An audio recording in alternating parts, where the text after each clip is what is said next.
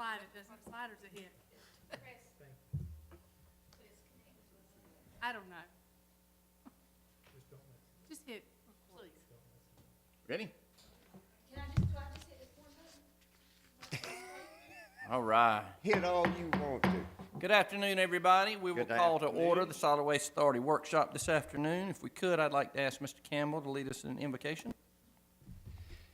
Dear Heavenly Father, we thank you for the love and the prosperity that you have heaped upon us, and continue to be with us and lead us and guide us through this meeting today. In Jesus' name, amen. Amen. Mr. Long, could you lead us in the pledge, please?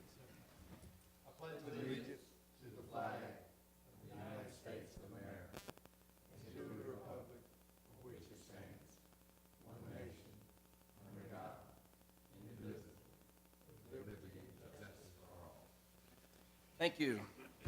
All right, the purpose of the workshop today is to talk about the piggyback expansion update. So we will turn it over for the presentation. Thank you. Well, I appreciate the opportunity to talk to you about this today.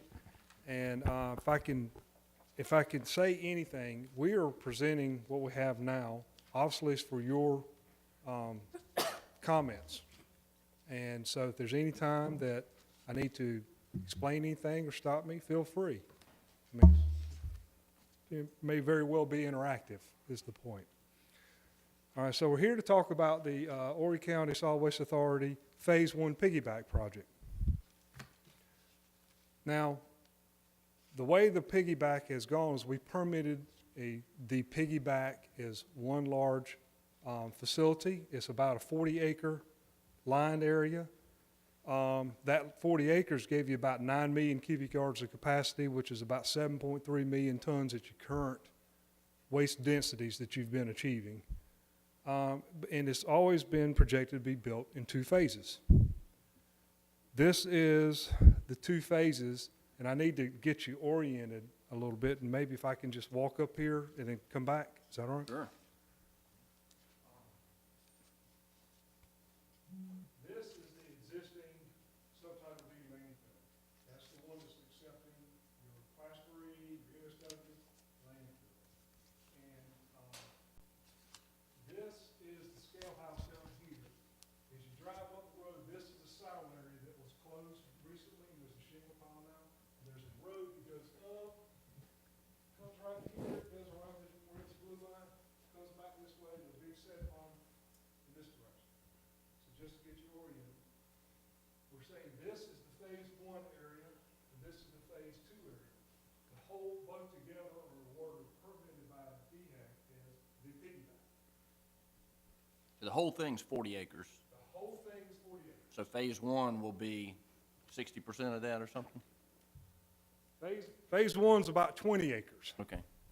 and it's going to have a volume of about 3.2 million cubic yards, capacity, which converts using the same density to a 2.6 million tons of waste capacity.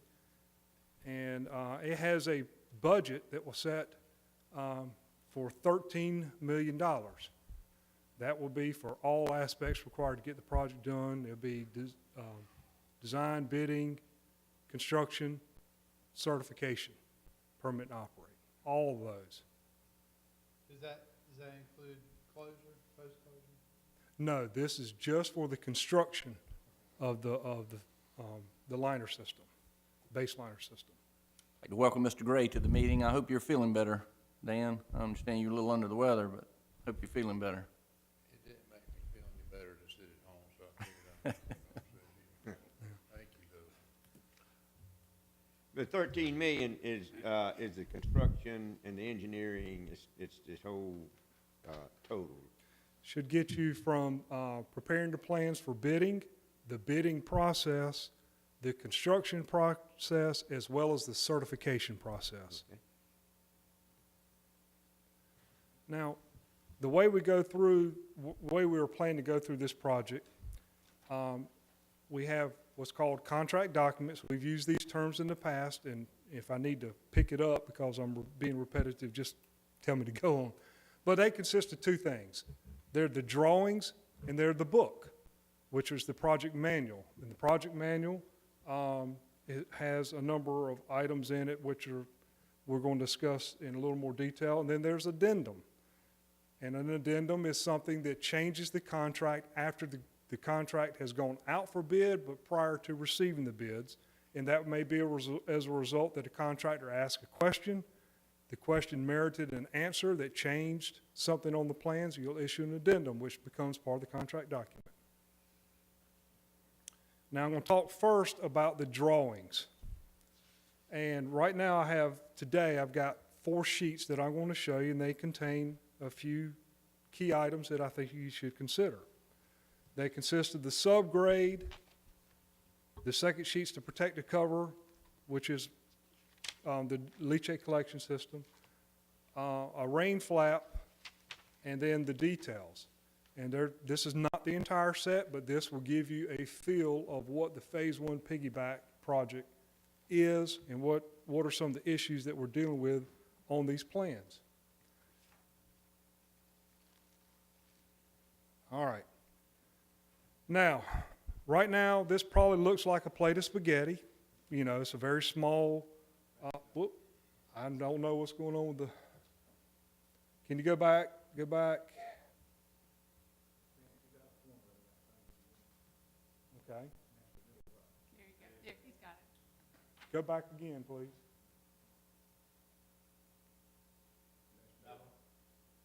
All right, good. Yeah, that's the one. Maybe if we cut the light off, because there's going to be a few things. Now, this is in the same orientation that I showed you that color figure before. You know, what I'm trying to show you here is this is your Class 3 MSW landfill. Up here is where the road that was recently built that went up and over the landfill. All this is your closure area out here. But the Phase 1 piggyback is this area in here. Now you'll notice that we have some here and some here that are darker. Now, what the subgrade does is establish the elevation on what we're going to build your synthetic liner systems. Now, this piggyback liner system consists of a minimum of 2 feet of soil. So what it says there, just by that, you have to have 2 feet of soil between your synthetic liner and anything underneath it. So if there's garbage closer than 2 feet, you've got to dig the garbage out and put 2 feet back. You're not supposed to have the liner within 2 feet of the garbage. Or if there's existing soil there, that counts towards the 2 feet. And if you don't have 2 feet, you put an additional soil on it to get the minimum of 2 feet. So that's one component of the liner system. Overlaying that is going to be what's called a geocomposite layer, or GCL, clay layer, geocomposite clay layer, clay liner, which is a man-made, somewhat like a clay liner, but it's a very thin. It's made with a bentonite material put onto a fabric, and it acts as a retardant to prevent water flowing through a liner system, much like a clay would, but it's a man-made material. On top of that is a flexible membrane liner, which is the black plastic that you've seen on all your projects that are the bottom of every part of your landfill, this line landfill out here. On top of that, it's going to be a geonet, which is the fabric chain link fence looking thing sitting on top of, and that's what conveys water off the top of your liner. Then on top of that, it's going to be 2 feet of a protective cover, which is it protects the liner from equipment as well as provides a drainage medium. So everything from the liner up is consistent with, the FML up is consistent with what y'all have done in the past. The only thing that's different is for what's below the FML liner. You know, we're doing 2 feet of dirt with the GCL in lieu of 2 feet of 10 to minus 7 clay. They're the differences. Now, what this is trying to do, what this plan is, what's important about this plan, it accomplishes a number of things here, and it sets the tone for the entire project. The first thing that it does, it sets the limits. What is the Phase 1 limit? The Phase 1 was not a hard and fixed, it had to be this line. It could have come down here. It could have come down here. You know, it was not that it was, that Phase 1 limit had to be an exact spot. Now, this is very close to where it was projected, but we had room to manipulate it. If I would have moved the interim phase this way, it would have been a less cost to build, less liner, less area, but it also would have had less capacity. And the opposite, if it would have been further out, more cost, but also more capacity. So what we're trying to do with this is come in with this $13 million budget and give you the most that we can comfortably give you for $13 million. So this is my estimate on what that line should be for a number of reasons. Now, what this also does is very hard to pick up, but there's really two things that are happening here. Maybe if you look at my hands first. We have a landfill that's built like a landfill. It's not grading very fine grade. You know, it's a little up and down and some movement and settlement. But we're making a plane that comes like this or a surface that comes like this and a surface that comes like this, and they're pretty consistent. So it's not as simple as going onto a surface that's doing like this and putting 2 feet of soil on it and say, well, I got my minimum 2 feet of soil and it works. And I want to explain that. There's a reason that it has to be flat and moving in a specific direction. So what you'll see is right here, that's one pretty good slope coming down the side hill. That's an existing side hill. And then there's another general slope up in here that is much flatter. So you have to really accomplish at least two things at one time. You have to have the 2 feet of dirt, and you have to have the proper slopes. And you can't satisfy one in lieu of the other. You got to satisfy both of them at the same time. It's very important. Now, why it's important is this. When we permitted this, it was under the vision that you would continue operating C&D to fill up to these, as close to these elevations as we could. And we've done that. But it's obviously you're filling with C&D. It's not a perfect surface that we were going towards. I think we've done an excellent job. We have the latest aerial topo from last July. They've been operating in this area since last July. We know what they've been shooting for. We've been sharing elevation data, but again, they're building this surface with C&D waste and daily cover. So this is based upon the information that we've shared. I have no aerial or data that says we have actually achieved it exactly what we wanted, and that's my starting point. So my starting point, I've got an idea, but we're not at the point we're making watches yet. It's kind of rough graded. But what I do know is that to make this slope and this slope work, I'm pretty sure that up in this area that I have two choices. I either raise everything up, which means to make me have 2 feet of separation right here from the existing waste material. If I raise that up, which accounts to less than 10% of the footprint, it means that I've got to raise the remaining 90%, that same amount that I raised that 10% up, just to have it. And it will have much more than 2 feet of separation. Or I can regrade the existing landfill here to cut it back so that I don't have to fill all of this up. This discussion is going to be very key in a minute when I start talking about quantities, but I want you to understand that concept. The other thing to take out of this sheet, this is a limits of what will have waste inside of it. When you build this and you start operating, you've got to envision that you're going to have a hump in the center of this, and everything off that hump's going to want to flow out towards the edges. So all water that's falling on the waste when it's filled up here wants to run out to all the edges, all the sides. And you're going to have a mountain with a road on the outside of the mountain, at the bottom of the mountain. And all that water is going to want to run down the side slope. One thing that we're proposing to incorporate in this is a ditch that runs on the inside of the road that's been built, but on the outside of the piggyback, right along here, and then as well as down the interim berm that separates phase 1 and phase 2, as well as around the existing ditch starting here to here of the horizontal expansion landfill is what's called a fabriformed concrete ditch. So there's two things that are going to happen there. The base liner system, the synthetic liner system, is going to come out up the slope of the landfill, up underneath this ditch, and out to the outside edge of the ditch. That's unique to your site here. We've never run the synthetic liner out through the ditch. Proposing to run the synthetic liner from, it goes outside the edge of waste is my point.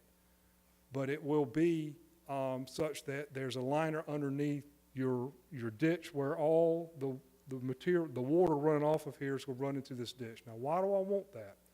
First and foremost, all of this right here is on top of old landfill that we're getting ready to put a liner on to keep the water from going into the liner. If all that water goes into, let's say, like a riprap ditch with no liner on it, what it's going to want to do is go into the ditch.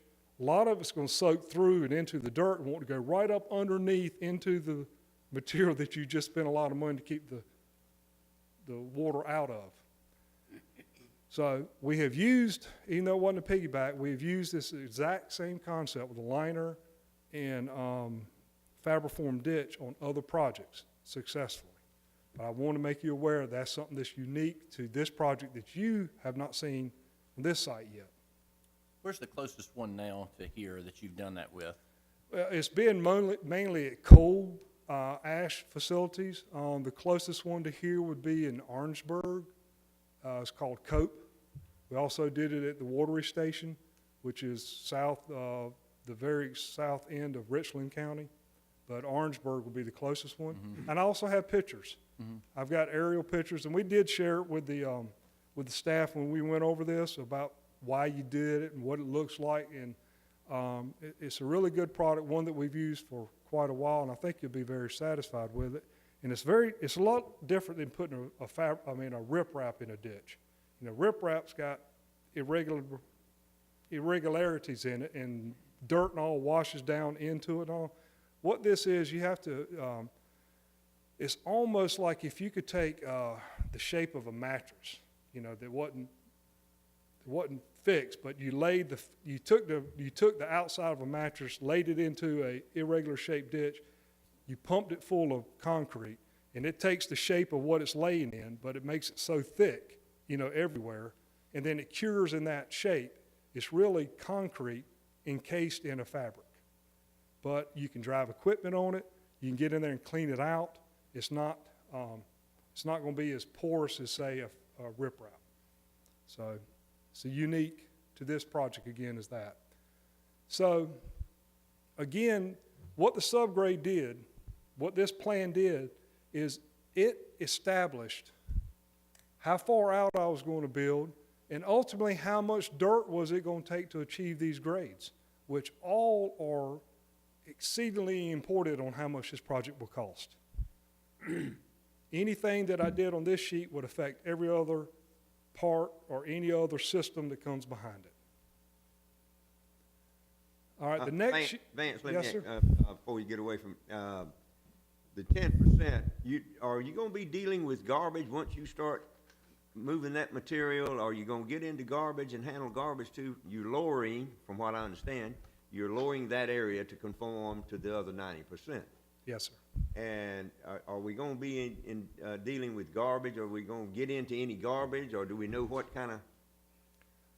We know that yet? We don't know Okay. that. But there's a potential, and I'm going to speak to that potential here in a little while. And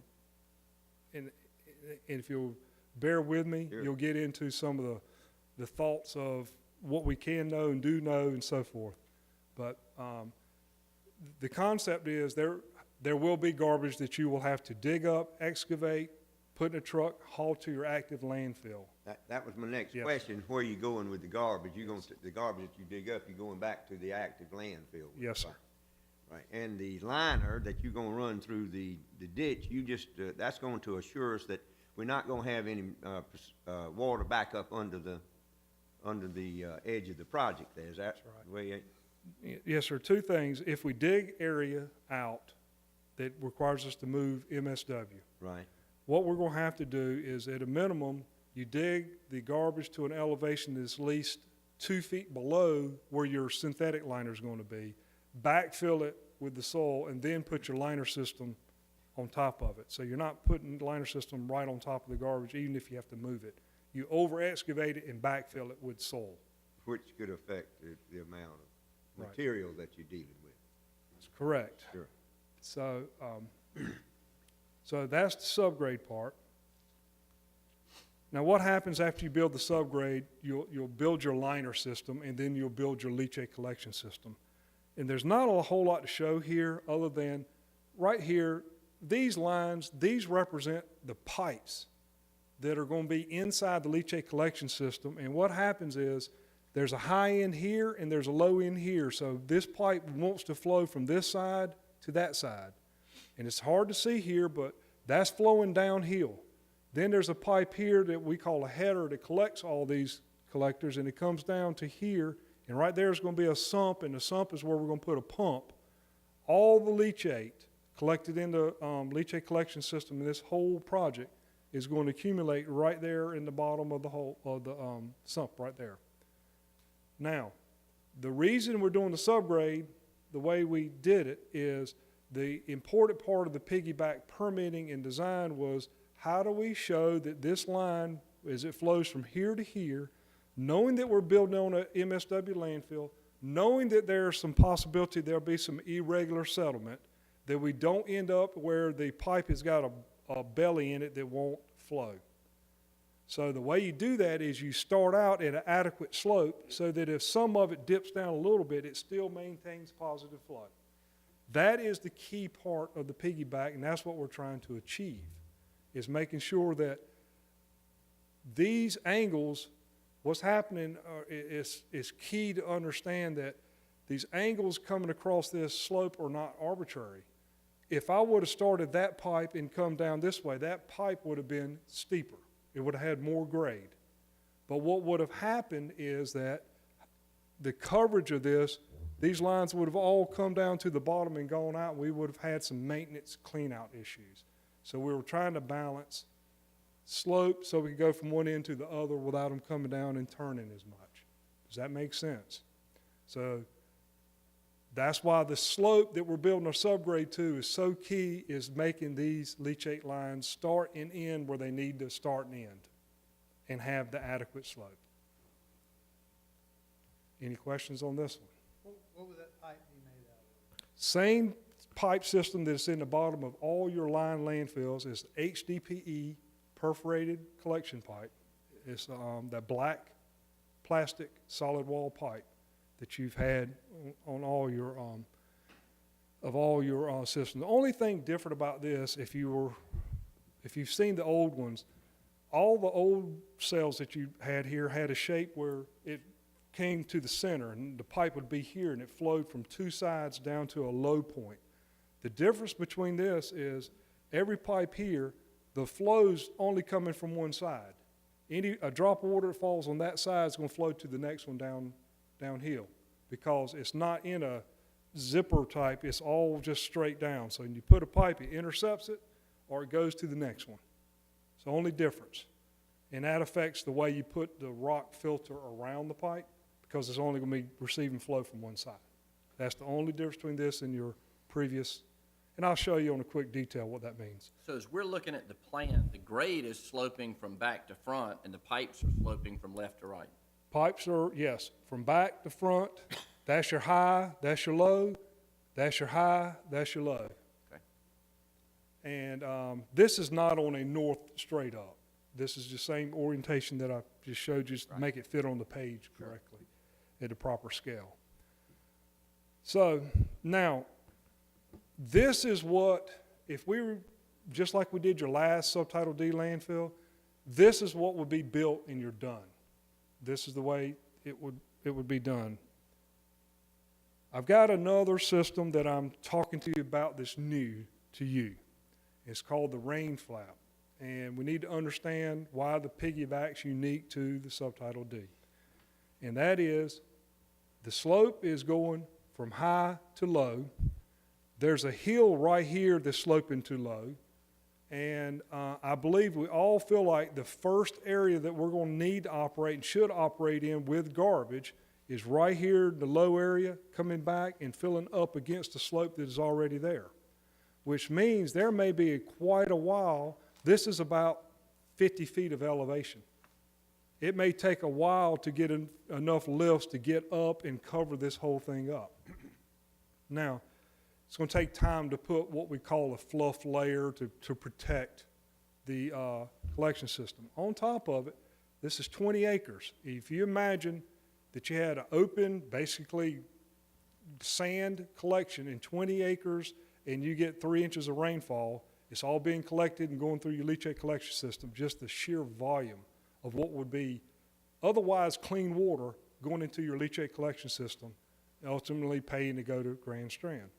So what we're proposing is that once the protective cover, your leachate collection system, has been installed, is to put what's called a rain cover, which is another plastic cover. It's not the same as your bottom, but it serves the same purpose. It's a rain cover that covers it up, that keeps the water from soaking through. But we're putting these items right here. These are berms that are built on top of your protective cover such that the concept is water that falls up here, all of this is going to want to flow downhill. We're putting something here that makes it hit a berm and wants to flow out towards the edges, which is those fabriform ditches that I said, which makes it turn into stormwater. Discharge right through your stormwater system instead of the leachate collection system. You really have 3 different zones here. You have the lowest zone, the middle zone, and the upper zone. Now, we're saying that when the contractor leaves, this entire thing will look like a big piece of plastic. It's time to go in and operate this thing. You go in and you start here, you cut plastic, peel it back, fill your garbage in, and you can even roll this plastic back up the side slope of garbage that's been put in there, because if it doesn't come in contact with waste, it's still stormwater if you keep it on the plastic. You can and get it out. But this area will be operated first. You think about it, you fill this up, and up the side slope of what you've already got there, all of this is being managed as stormwater. Then it's time to move on. You peel this one back. Maybe that's a high point going this way, that's a high point going this way. Maybe you start at this part of it and fill this up with waste while this is still being handled as stormwater. Then you peel this back and fill it up with waste. This is still being handled as stormwater, and you keep going that way.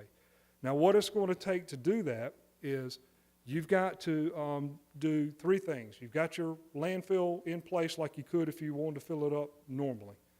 You put plastic over this whole, well, I got out of order.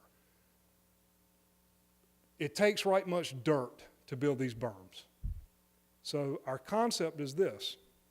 We don't want to put the dirt in there, and number 1, you lose airspace. Number 2, you pay for the dirt. So what we're saying is we'll put some type of a geotextile, be like a non-woven geotextile, not a big deal, but that will be under the entire footprint of where this berm is. It's on top of your protective cover that's been certified that meets your thickness.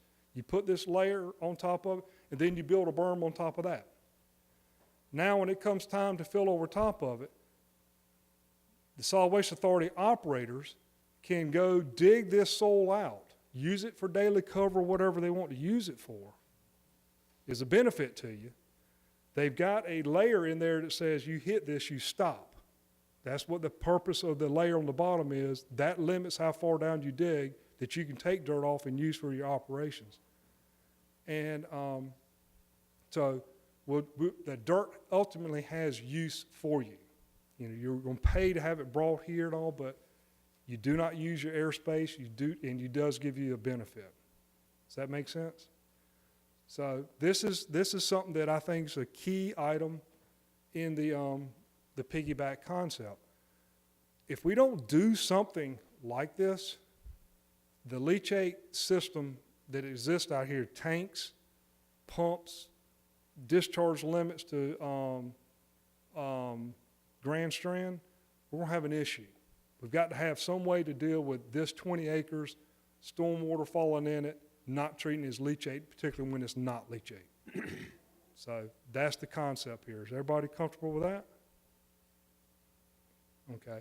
I'm going to go into quick details, and this is just to help you just visualize what we're trying to do. This would be this thin, consistent layer right there. That would be just like the subtitle D landfill would be. And what we're saying is, see this thing right here on top of it? That shape right there? That's the dirt that you would put on top to make the rain flaps work. Is that shape. So water that comes down here comes and hits this, and then that's flowing in and out of the page in whatever direction to take it out the landfill.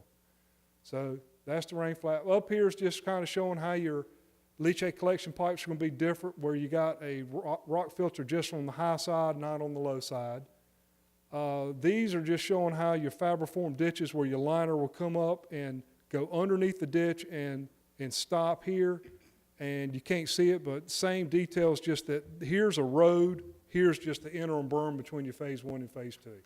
But that's your fabriform. I just brought some key details. I don't want to get mired down in the details here, but does everybody understand the concept? Because it'll be key talking in a minute. Let me ask you on the stormwater versus the leachate. Yes, sir. We have to pay Grand Strand Water and Sewer to treat our leachate. Stormwater, we do not. So as long as we can keep it in stormwater fashion, it certainly helps us out there. That's correct. Water, and for instance, water that's falling there today within this footprint, all of that's going right now through your stormwater system Okay. today. Okay?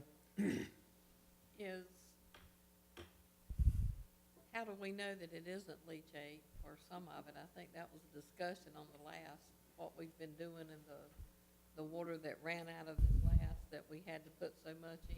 And DHEC may look at it as stormwater, but I think some of that discussion could potentially have been leachate, and why would this not be as well? Well, I think you're saying if we build the rain flaps? Well, If we build the rain flaps, there's no waste for it to come in contact with because it's segregated and sitting on top of plastic. So the only way it becomes leachate is if it commingles with water that has come in contact with waste, or the water itself comes in contact with waste. so you're 100% sure that'll never happen? I'm not going to use the term 100% sure. I'm pretty sure that the geometry works here, though. Because the leachate's gonna be going in a different direction than the runoff. In theory, if you look at this section right here, if this is your berm, that's the upper end and that's the lower end. Waste would be limited to back here. Your waste would be back here. Anything from that berm right there back is going to fall into your leachate system. Anything upstream here into that flow line of that ditch will be stormwater. They can't come in contact. That's why we're building the berms. Now, there are other ways we could have done this, where instead of berms, we put sumps and a whole lot of pumps. The pumps are much more likely to have problems with them commingling. There's a reason we went with this route, because it's pretty fail-safe that they can't commingle. It gets much more complicated if you start going pumps and such. Yes, and I think there's another point, for Ms. Creech's benefit. We do test the waters in Sterrett Swamp, and that's where it's pretty much gotta go. We test on the upper end to see what's coming out of the golf courses, and we actually test over here across Highway 90 at the bridge to see what's there. And if the board seems to think we need to do more testing in this general area, I mean, we can do that to satisfy anybody's mind. But how many places we test the swamp, Bill? I think it's 4. Yeah. And we can give you those point specific when we start the plans, to where you can see that we are really, we're doing more testing than DHEC requires us to do. And that's where the stormwater ends up. Yeah. Do you test the stormwater right where it goes out into Sterrett Swamp? Well, it goes out, and pretty much it's not one big outflow ditch Okay. like a water treatment plant. treatment I mean, it's just every place. Okay. Okay. We do test all the outfalls where the discharge ponds are, and you have to have a certain flow coming out of them. So we have to hit them when it's a good storm coming down, but they are tested then. And that's sent off to the lab. Okay. Is it done after the storm where potentially a lot of water You would have to have a dilute certain that? amount of flow, Okay, runoff, from a storm. If you just get a little trickle out there, you don't do it. yeah, okay, But you want a good flow where it's kind of gushing out, where you can get you a good sample. okay. Thank you. How are we doing on time as far as me? Y'all got a little bit more? Our next meeting starts at 4, so, Okay, yeah, you're good good. enough. Just wanted to make sure I wasn't getting too in the weeds. All right, that concludes the drawing part of it. And then we're gonna get into the book part of it. And one relies on the other and vice versa. But this is the drawing part. The other part's called the project manual. And in simple terms, there's 3 basic sections that we typically use on a civil project, which is Division 0, which is the upfront bidding, contract documents part. Division 1, which is the general requirements, and Division 2, which is site work. And the easy way to think about it is Division 0, you spend a lot of time customizing the project to the job site, to the client, to the specific conditions. As you get to more Division 1, you still customize it, but it's a lot more standardized language. You get Division 2, almost all of that is standardized stuff. A liner here is going to be a liner in New York. You see what I'm getting at? And that's where the liner specified is Division 2.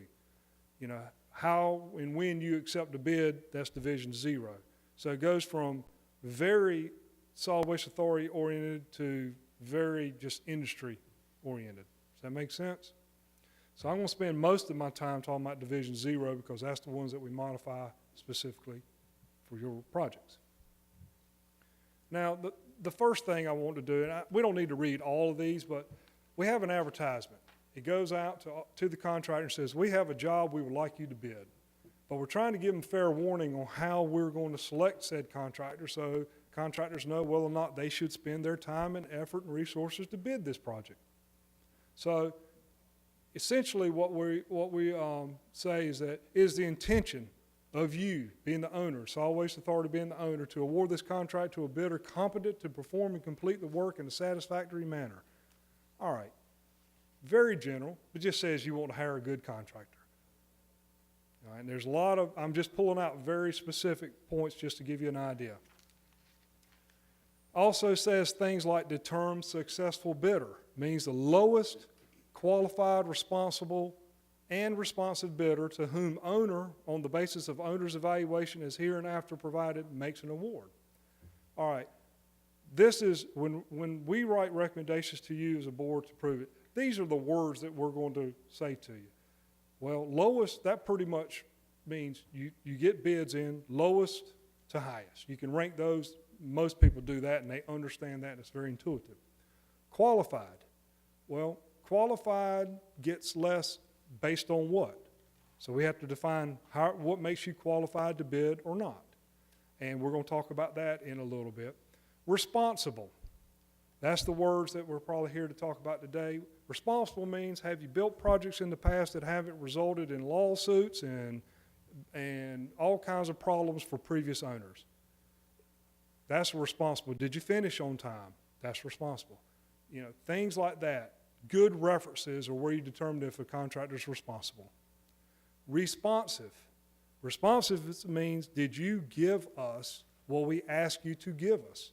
For instance, if we ask that you submit a bid bond with your bid, because that's what our procurement laws require us to do, and you forget to put your bid bond or choose not to put it in there, we don't consider that to be responsive.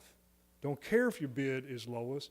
That gives you an indication if you can't follow the rules here, are you going to be able to follow the rules during the project? So that's kind of the responsive side of things. What we do say is this term says there's a general AGC form that we ask them to fill out. It gives us the history of the work they've done, how much, for whom, references and such. And another thing that I think is hugely important to you guys is this item right here. Now this uses the day 90. because this is what we did previously. But it says all bids shall remain open for 90 calendar days after the bid opening. But owner may at sole discretion release any bid and return the bid prior to that date. What that says is when they submit the bid, clock starts, you have up to 90 days to make your decision to select that contractor. Well, you may have 9 contractors on here that don't really know who you're going to select. Don't know if they're going to be doing this work, don't know if they ought to be bidding a whole bunch of other works for 90 days, which translates into risk on their part. So all I'm trying to say here is, it is just my belief, it's been my experience, the longer this time period is, the higher your bid typically will be.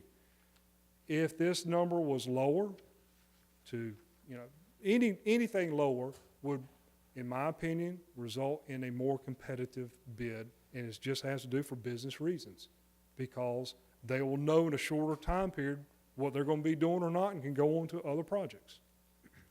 So 90 days is 3 months from the time you get a bid to you guys selecting the contractor effectively. What did we use, Vance, on the bid that we are now completing? We used 90 days? Yes, sir. We use 90 days, and this varies all over the place. I mean, I've seen it as low as 2 weeks, and I've seen it, 90 is about the length that I've seen. I have seen 120 one time. What do you normally, of course, we just said that we did 90 days on our bid. What do you normally, on your other bids that you select, or what time limit you give them? I'd say standard of the industry is 30 days. Okay. Now, their industry involves public agencies, private agencies. Now, public agencies, just as a general rule, typically has to go through more steps to evaluate and recommend and approve a bid than, say, a private group. So 30 days tends to be, by the time, if you have to advertise a meeting and you have to go through procurement requirements, 30 days tends to get pretty tight on most local government procurement timeframes. So it all comes down to how quickly, first, can the staff do what they need to do to get it in front of you guys with the advertisements and such, and how quickly y'all feel comfortable you could act on it dictates that time. I'm just saying that 90 days is what we have used.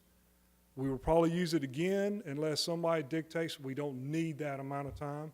If you feel like you can reduce that time, if y'all, just review your policies or whatever, I would say that if that could go to, say, 60 days, it is my belief you'll get a more competitive bid.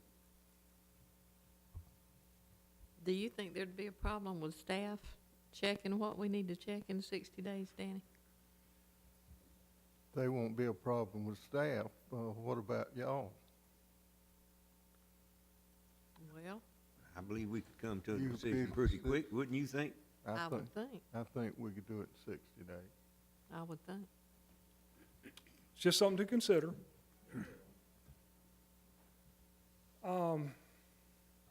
Some of this is going to sound repetitive, but a key point on this slide was this right here. And it's something we did on the project that's being constructed right now on the closure project. It says, bidder upon request by the owner shall submit a work plan for the project which provides specific descriptions for. And I just left this in here. The previous one said, I want to see your technique for hauling cover material into the site and on top of the liner and protecting the liner during construction. We could have very similar type requirements for this one. I intend to have something like this in this project. I haven't got all the language, but I intend to say what makes this project unique to building a grocery store. We want to see if they're qualified to do this project. What do I want them to describe to me that convinces me they understand this project? That's the type of language we'll put in here. And that's part of the stuff that we would use as part of the evaluation of the bidder to see if they are responsible and qualified. Does that make sense?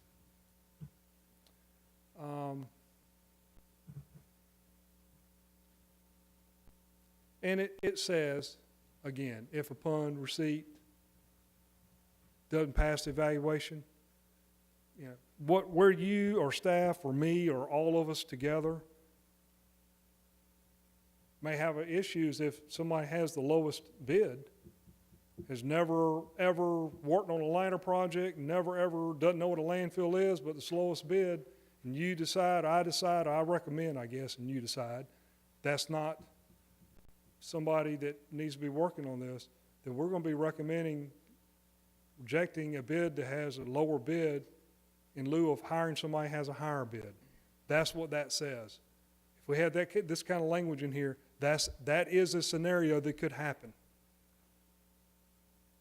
So with everything, basically, the whole point of all this is a lot of these things, there's two sides to it. And quite frankly, to get your best bid, your best job, my job is to prepare a document that is fair.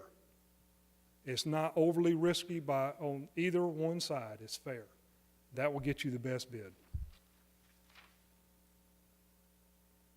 All right. Next thing is, and some of this is going to be, or all of it may be a bit of a repeat for you, but it's the bid form structure. Bid form is how are we going to get their price? And I use the term contract is. It should be contract is recommended to be a unit price. It's exactly the way we've done every other project that I've worked on out here. And what that means is they give you a unit price for each item of work, and I'm going to show you examples here in a minute on this project. The awarded contract price is the grand total of the estimated quantities. We're coming up with those quantities, and I'm going to show you some of the issues with those quantities. Multiplied by the unit price the contractor gives to give you an extended unit price or line item price. Add up all the line items, you get a grand total price, and that's how you rank lowest to highest on the bids. Now, I'm pointing out that that is a bid. The difference is this right here. The final contract price will be based upon actual, measured, verified quantities for each bid item. So, estimated and actual, those two things, we're going to get into that, but I'm just letting you know that that's the way we're recommending setting this up. Had a bit of an issue with that last project, right? Well, I think if we go through this now, it may, let's see if this kind of reverberates a little bit.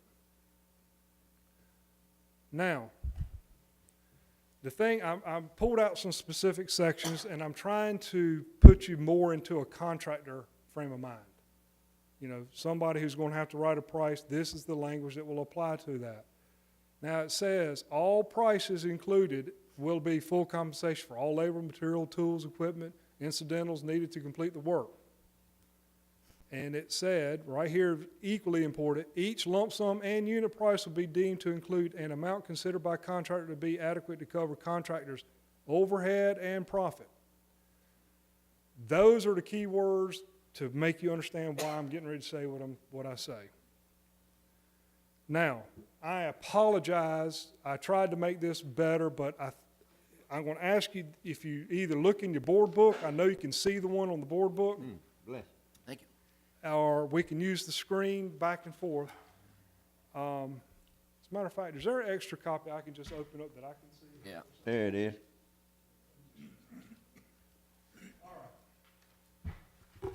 And this is probably one of the most important slides in here. And I may spend time on this one if y'all will bear with me. Yeah. So we can see. The first thing that I want to show you is that I think I'll use this just to point to general areas, and then you find it on the piece of paper. The first thing I want to show you is at the very bottom. There's a number at the very bottom that says $13 million. That's the budget that was established for this project that we talked about earlier. Okay? The second thing that I want to pull out are the numbers right above it. There's two numbers right above it. One of them's called contingency, and one of them's called engineering CQA services. We said, what does this project include? Everything from bidding to certification. So this is everything that has zero to do with the contractor at the bottom. The contractor has no control over those, okay? Everything above that, starting in what's line item 1, down to line item, I believe, 28. This is just for demonstration purposes. Those are the line items that a contractor is controlling in this project. They're the ones that they will put unit prices in. So, here's what I would like for you to take away from this, is that to do this project, I had to start out and say, we got a $13 million project. Well, we came up with that without a detailed design, you know, trying to use the best information we got, but we established $13 million was our budget. Then I say, well, how big an area do I build and how much quantity is involved so that we get 13 million? Well, you got to start playing with, well, it all depends on, there's a couple of items here that are major ticket items, and we could play all kinds of games here as far as, instead of line items that make logical, sequential sense, give me the highest to lowest. What item here makes the biggest percent of this bid? You know, rank it to the smallest ones. At some point, it becomes kind of negligible. There are items in here that are very predictable. There's items in here that, just due to the nature of them, just aren't exactly quantifiable. They just aren't. All right? That's what I want to go through and help people understand. So, what we've got is a set of plans that you saw, that, let's call it a concept at this point, that came up with quantities that are associated in this form, to which we, being engineers, have used many other projects and examples of what unit prices are to say, this is what my best guess of a opinion of cost is for this project. Now, this is fluid. Anything that changes, anything that we change on the plans, we add, we subtract, we clarify, it makes this number change. But let me just go down and tell you the ones that are of interest. You know, maybe I'll comment on the ones. The item number 1, each contractor's got a different way of putting that in there. I would like to think that we're on the higher end of what the bonds and insurance would cost in mobilization on this project. But that's, that could vary, you know, up and down 100,000 without any issue. Stripping, well, the area, based upon the plans, that's pretty easy to quantify. The unit price, again, we're using what we've had in the past. Now, what you'll see is there's a lot of round numbers in here. When you do bids, it may be 83 cents, it may be 94, $1.06. You know, you got to somehow, you know, I'm making a point that it is not that refined at this point. It's $1. That was a good round number at this point. Does that make sense?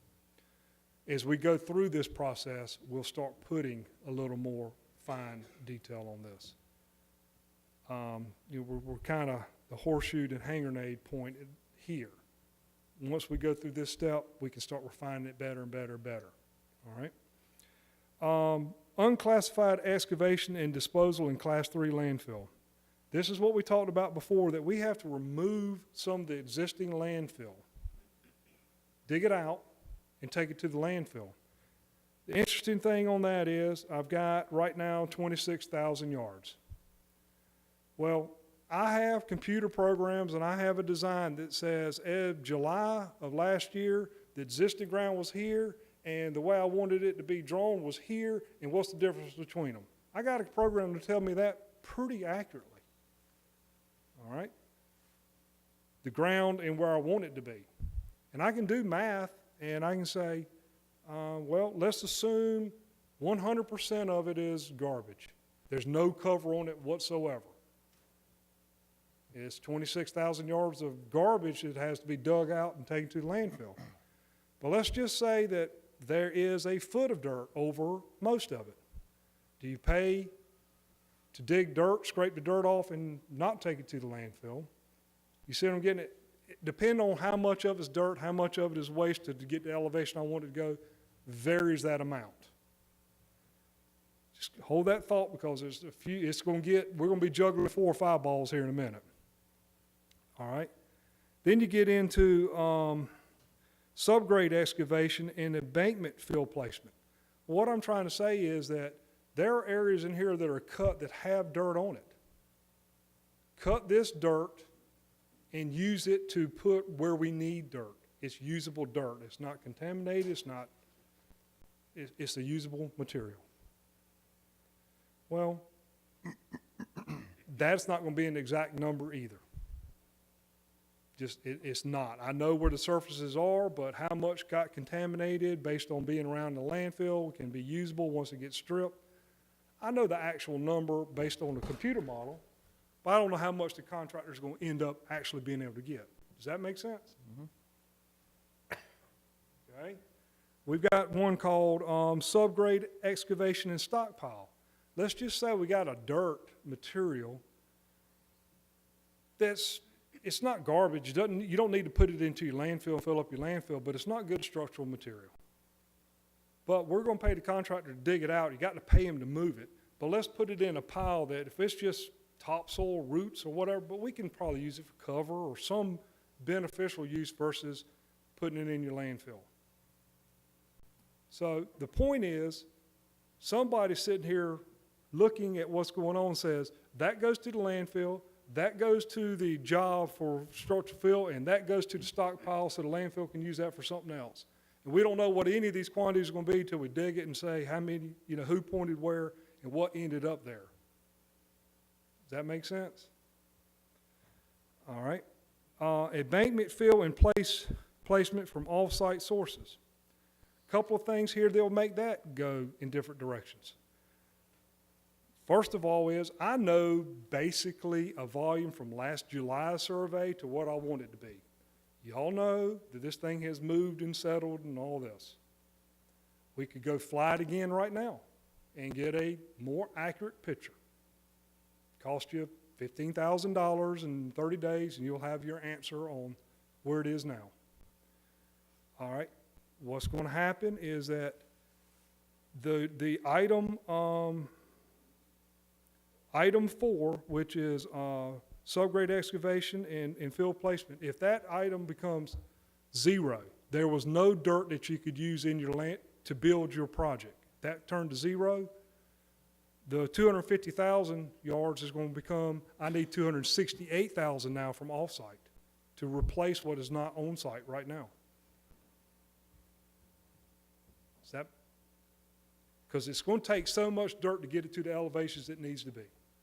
Where it comes from on-site or off-site, we're trying to quantify it the best we can. Now, with that being said, you understand the complications of quantifying exactly each one of these quantities. Now, let's just say, why is it important? We have language in our contract that says if any one of these items constitutes 5% of the total bid, and the quantity varies by more than 25% from the stated amount, the contractor has a right to renegotiate his unit price. Because remember I said overhead and profit should be distributed? What's happening is contractor's looking at this and he's saying, if I do this project and move this much material, I'm expecting to get this much overhead and profit out of all these items. And if I only do 75% of the project, I'm only getting 75% of my overhead and profit. If the job was perfect, it would just distribute it evenly through there. That is the reason contractors take plans and do a takeoff. They don't just take it from the engineer. They go and they try to figure out, what do I think the real number is going to be, so they can make a business decision of how much of the overhead and profit they're going to put in which line item. If they feel like it's going to be highly variable up or down, they make a business decision whether to load that number with a higher unit price or not. So, again, I feel like my job is not necessarily to get you, my job is to get you the best unit price. The best unit price is not clear as day on any project, because what happens is you can have extremes. I was giving Mr. Knight an example. There have been times that contractors have been cute and they penny bid a line item, put 1 cent in it. They know it costs more than a cent to do it, and they know a line item is going to really overrun, and they'll put that as $100 a second. But when you add them all up, they come out to be the cheapest bid, but they know when they do the project and something overruns, they're going to get paid a whole lot more money off of it. That's why you pay somebody to review these and give you responsible, responsive bids. If somebody's got a regular, doesn't add up with what everybody else is doing, this is an outlier, be careful. Something's going on here, and this may not be in your best interest to award this project to this person for this reason. So that's why we look at all the bids, compare unit prices, see if where they're outliers or something just doesn't add up, and try to analyze what's going on here. But when it's all said and done, if we get a good unit price, you get the quantities that it takes to build the job. That is getting the best project for the best price when it's all said and done. So what I'm trying to do is to give the contractor the closest estimate that I can, such that he will give you a good unit price on every line item. And he's protecting by the language that if it varies more, something unanticipated comes up, we have an out clause. If it gets out of hand too far, we got a way to renegotiate this thing. Fortunately, on most of these projects, I don't think we've ever negotiated the unit price. We've only said the quantity has changed from the bid amount. So the obvious thing for you to ask is, well, item 6, if your computer says it's going to be 250,000 yards, I don't want you coming back here and asking, let's put 500,000 yards in that item. Then you won't have to come back to me. It's going to be less than that, and we're pretty sure it won't be 500,000. That sounds like the obvious thing to do, correct? Well, all those reasons I just explained, that's going to end up with a bad unit price for you. It's going to end up such that you're going to probably have a change order. You open yourself up to a change order negotiation because your actual price wasn't within your 25%. It's going to be that one item is going to constitute a majority of the total bid. The more quantity, unit price, it becomes a much bigger piece of the overall bid. So this is what we try to do for you when we do unit price work, is come up with the best estimate to get you the best unit price, and then make sure that the contractor gets paid for all the work that he does, and you get all the work that you paid for. So that is the goal of the project, and that's the way we have set this up. What I'm telling you is right now today, I stood and I heard, the concerns.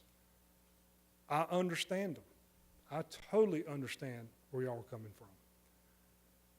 But I wanted to say it's not as easy as just let me put 10%, 20%, 30% add on each one of them, and that solves the problem. So as long as you understand how they relate and how they, the issues that we're dealing with, we can talk about how we come up with these quantities and do it. But, we really need to know the full picture when discussing these things. Vance, is it standard that contractors will know what the budget is before they bid? Very common, especially on public projects. It's almost universal, actually.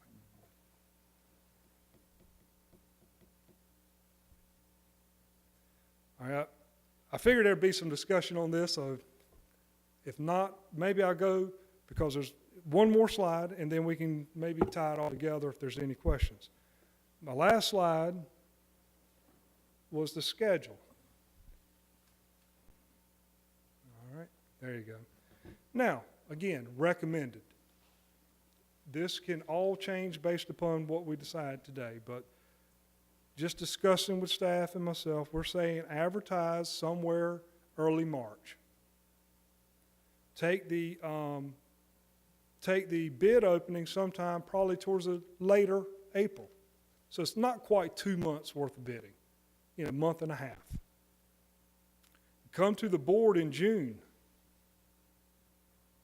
with recommendations and approval, and by the time you go through the appeal period and so forth, we'll have a notice to proceed in July of 2005, which is in the new fiscal year, which is where the budget is for the new fiscal year. And then one of the key items is how long should we allow the contractor to build the project? And what that affects is you can tighten the schedule up on a contractor, and the harder you make him on time, the more you're going to pay for unit price. The longer you make it, the more you're going to pay somebody to sit here and watch over the contractor. So you're trying to balance those. But if you look at normal production, we've got very good records. How long does it take to move dirt? How long does it take to put liner in? All these things. We think that, I know it seems ironic, but we think it's about a year project, start to finish, to complete this piggyback. So that is the schedule. Again, I'm not putting very specifics on it, but I think that's a very ideal schedule from our point of view.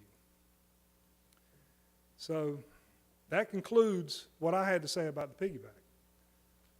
If y'all wanted to ask me any questions, I'll be happy to. Vance, going back to your schedule, what happened last time? We had a unit price and estimated quantity, and someone made a mistake in actually extrapolating that out. Let's just say that the estimated quantity was lower than the actual quantity, and the estimate was, it was based upon the previous project at this landfill. Take the area, apply it to a bigger area, the same ratio, it would have been this volume, and what happened, we needed more dirt to accomplish what we needed. So I think you and I are talking about two different things. Yeah. I'm talking about in one of the bids, the contractor actually made a mistake in extrapolating out the, there was unit- one. There was one that he didn't do the math correctly. right. And so what happens when you're evaluating the bid? The unit price rules over extended total. That was my point. So, and we corrected the math and evaluated the low to high based upon the corrected math. But I believe in that case, it didn't change the rank, it just changed the value between the two. Correct. All right.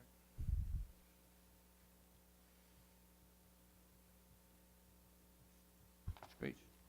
If anything, what would you do differently in bidding this contract than what you did in the one before?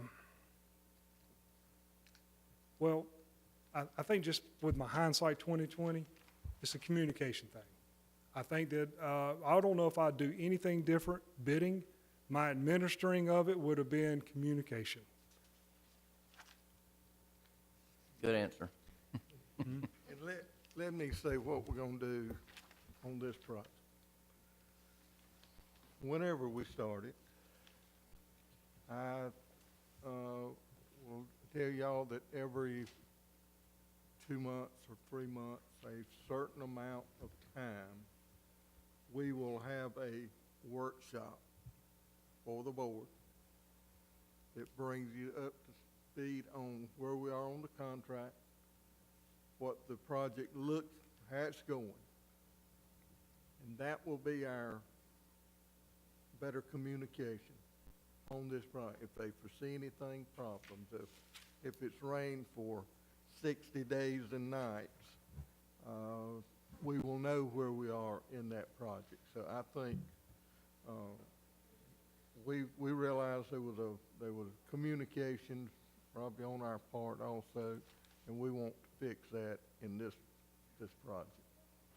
And we'll hear both from the engineer and the contractor, correct? The world, yeah. Yeah. I think we do need to do that, and it doesn't have anything to do with the project before that, but having been in business for myself, we're not going to go into how many years. But I need to see the checks and balances, what's going on, where it's coming from, who did what, where that met this other check and balance that proves this. I can't get a handle on things without seeing all of that. And I would like for that to be in the updates that you do so that we can see exactly what they've done, what the results were from that, good or bad, how we fixed it. Because frankly, I think we need to do more than what regulations are. Most of the regulations in the world are minimum and don't work, even at their best. And I think under our circumstances, that we need to do better than that because of the consequences monetarily to us and the liability to us. That we need to do more than the minimum that's done. And I like the way that you did that with the ditch and how you handled that. I think you did a great job on that.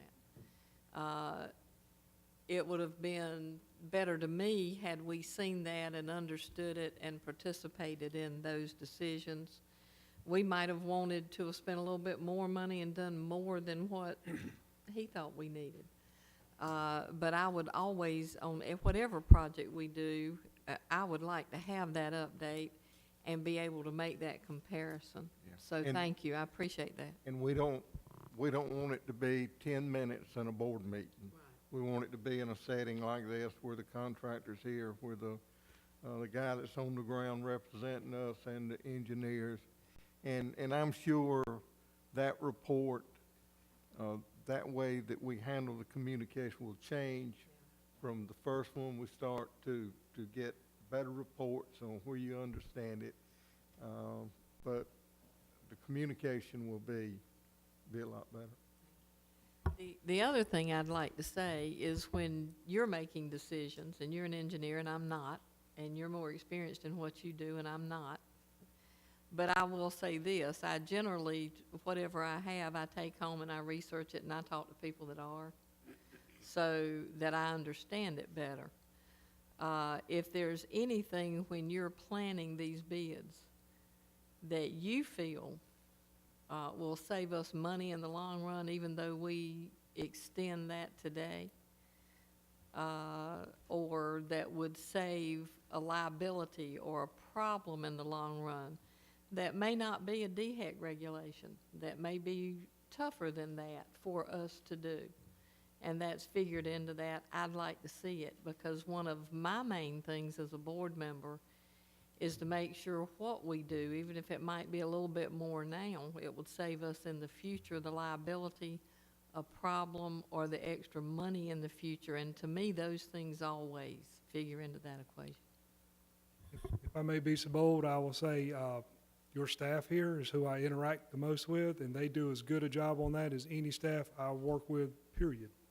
And they are constantly pushing me for those exact same things, and I feel like I'm in very familiar territory with what you just said.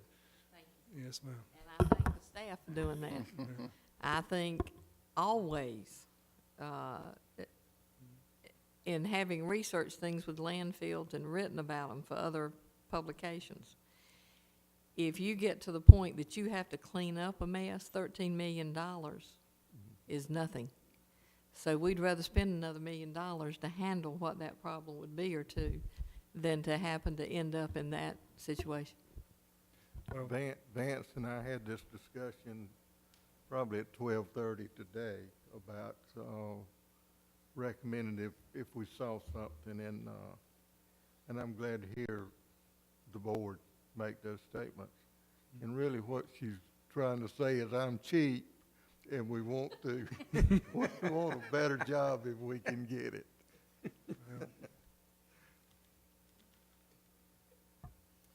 Any other questions, Mr. Moore? Just for informational purposes. Yes, sir. Difference in the plans and the specification, which stands? The specifications? That's just, like I said, that's just for my information. It is spelled out, and I probably have my book and can look it up. No, But it no. gives you an order. If plans and specs contradict, it Right. tells you which one of those. If details versus plan sheets, it gives you that order also. And I should know it, but I'm scared I'll say it and it'll be totally wrong. I prefer to go read it. No, that was just for informational purposes, Yep. all. Any other questions? Could I ask one more comment? Absolutely. What I will tell you is all that is hugely important and becomes even more important if you have an adversarial relationship with the contractor. But most of that goes away when you have a working relationship with the contractor. And I think you guys have done a great job with that to your benefit. And that is part of the reason this whole process is set up, to keep it from becoming adversarial. That's what we're striving to do. And I feel like that as long as we can strive to do that, we will all be happier in the end when it's done. No question. Good. Any other questions or comments? No, thank you, Mr. Moore. Appreciate your presentation, and that was very beneficial to us to help bring us up to speed, and looking forward to moving forward with the project. My pleasure. Great, thank you very much. Any other business for the workshop before we adjourn and for the board meeting?